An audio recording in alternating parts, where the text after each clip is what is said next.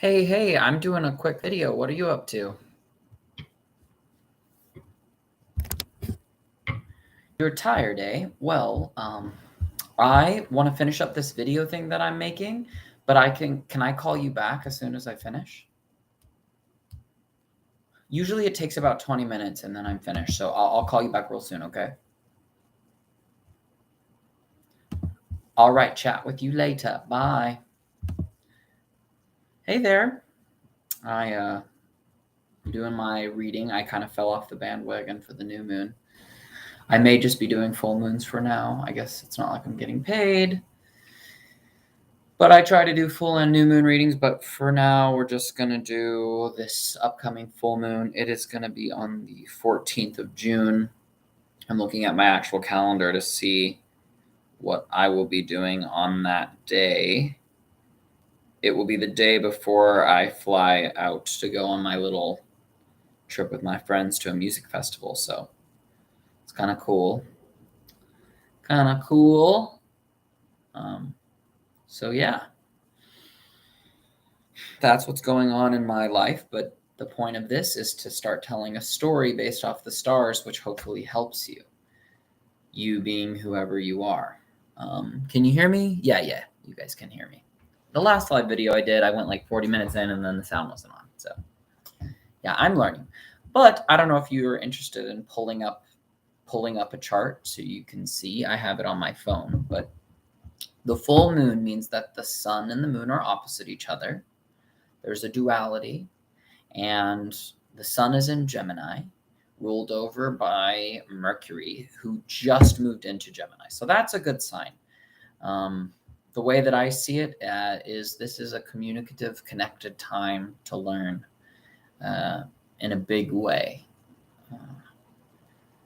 So the solar force is in pretty good shape because Mercury, the messenger guard, is in charge of Gemini and is said to be there. So I would say that there's going to be access to chitter chatter and communication and talking and connection. There's going to be a lot of it, which is awesome. The element of Sagittarius suggests that it's going to be a little bit of like a fantasy, ideological, larger than life sort of a thing, perhaps. So yeah, I'm excited about those significations. Conversations, learning opportunities, that sounds appealing to me. So whether or not astrology is true or just something to think of and inspire yourself to do, have some chitter chatter with your friends, explore some ideas, learn something new. Even if you have to venture into some imaginal luminal realm to do so, I would say that that's something to consider. Now, the ruler of the moon is Jupiter, and Jupiter is in Aries, and that's trining the moon in this instance. So there's this like do you energy, big, like the impulse to just like expansively move in the direction of what your impulses and instincts are having you do. Like it's already happened. Like there's a lot of that energy here to consider. Whenever I say trine, it's trining by like whole sign, meaning that Jupiter's in a fire sign and the moon is in a fire sign, but it's not an exact trine. So this is probably a little more subtle, but like you doing what you need to do, want to do, inspired to do is going to be a theme. Mars and Chiron are going to be pretty conjunct at that point. So there might be a lesson about taking action and integrating that with like a wound or something you've kind of learned the hard way about. Again, that's also trining the moon a little bit. Again, not an exact trine, closer to an exact trine than Jupiter, but yeah, there's again some momentum here. There's some momentum here happening, and depending on what your chart is like, there's specific stories that we could tell, but my job as an astrologer right now is to stay pretty general. I have a tendency to want to talk it out through the lens of my own chart, but that's my own personal practice, and I don't think it's as beneficial to others. So the archetype does have this fiery momentum instinctual action taking kind of a thing going on.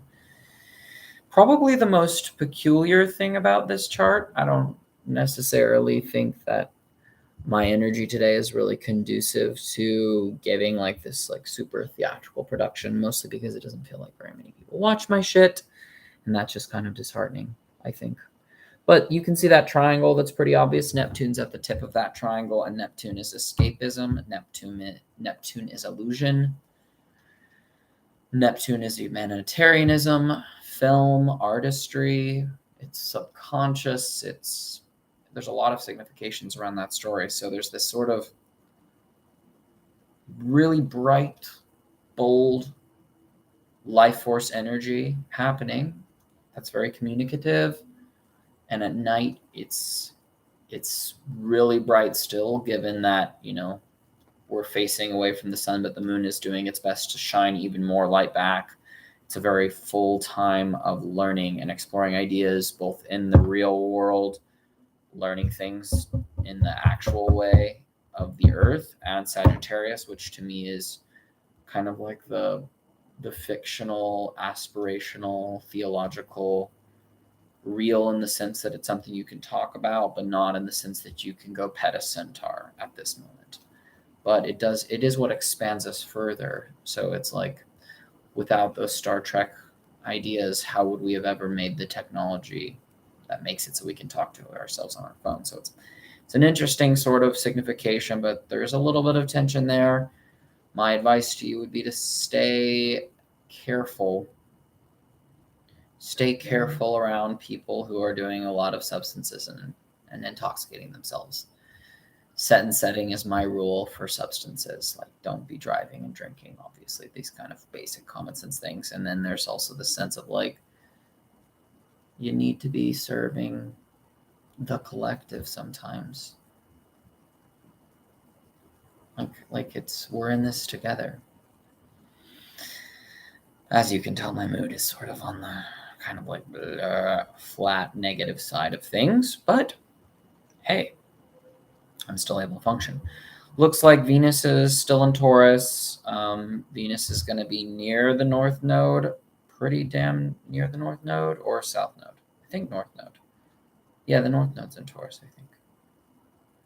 And the South Node must be in Scorpio by that standard. I believe that's the case. Hold on. Let me check. Plugging the Chani app. I think it's fucking great. Astrology app. I'm applying to work there currently. The North Node is in Taurus. Yeah. So there's something about the dragon of craving and kind of like the head of this demon being conjunct Venus, which is love and partnership and comfort. So there's perhaps this kind of intense clawing smog energy wanting to just devour your loving relationships. And Uranus is pretty close by, so getting like this image of this like electric dragon that's just kind of coming and just like something about your loving relationships. There's this sort of like, I think Venus is pretty powerful here though. So I don't think it's necessarily going to be a bad thing. But there's going to be this bite, I would say, based off of this story. Again, I'm not trying to fucking scare people. I'm making this shit up, but that's the whole point of astrology in my mind, is to start presenting ideas. So right now, whatever experience you're having or whatever thoughts you're having, just enjoy those. Like that's seriously what I'm going to say. Like, enjoy them. Enjoy them.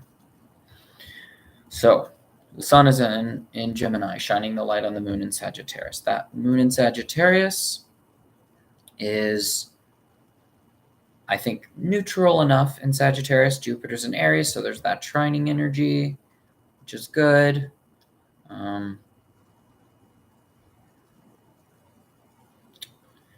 Some wrath around nurturing, perhaps.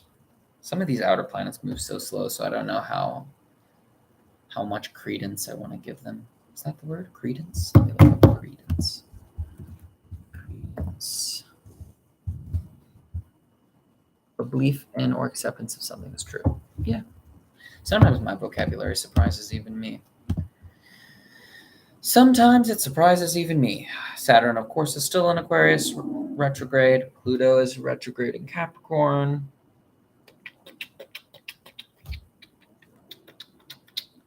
Tension. A little bit of tension. From somewhere deep. A powerful message. A powerful message. From Pluto. Mercury. Yeah, Mercury's going to be in that trine.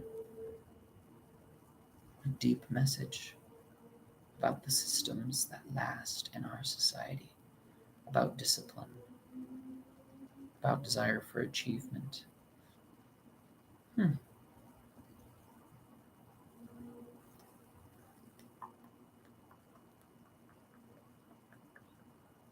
Yeah, Neptune is the point that's certainly the most interesting for me at this moment. I mean, don't get me wrong, Saturn's had her way with us for a while, if you know what I mean, during this time. She's backtracking through my health routine sector of my chart. I'm coming up against the limits of my health. I'm coming up against the limits of my routine. That's what it feels like.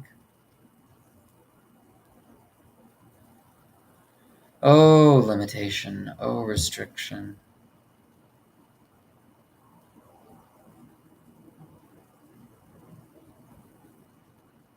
Making a sextile and a trine to this full moon aspect. The sun and the moon opposing each other. I don't know. I still think Neptune is more compelling, but Saturn and Neptune are both like, yeah.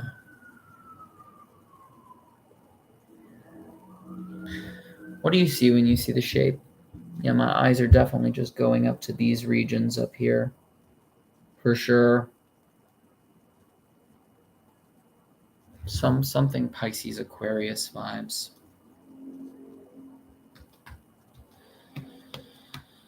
I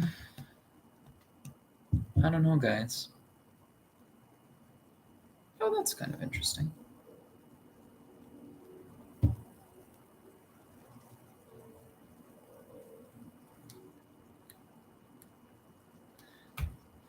I think this is the last thing I'll say about this. There's a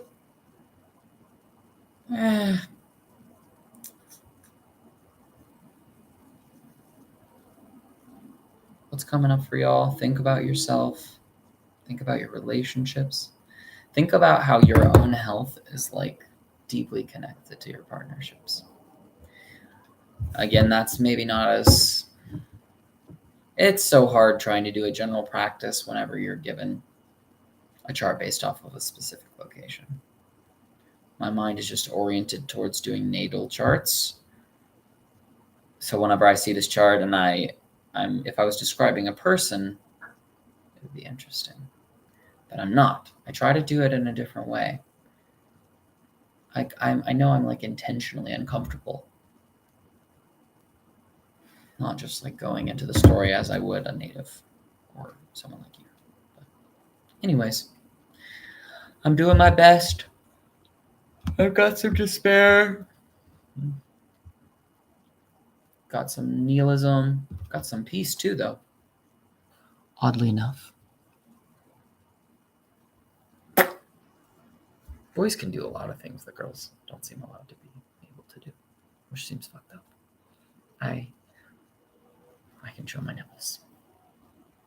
I don't know why I did that. Love, light, and the snakes. Bye.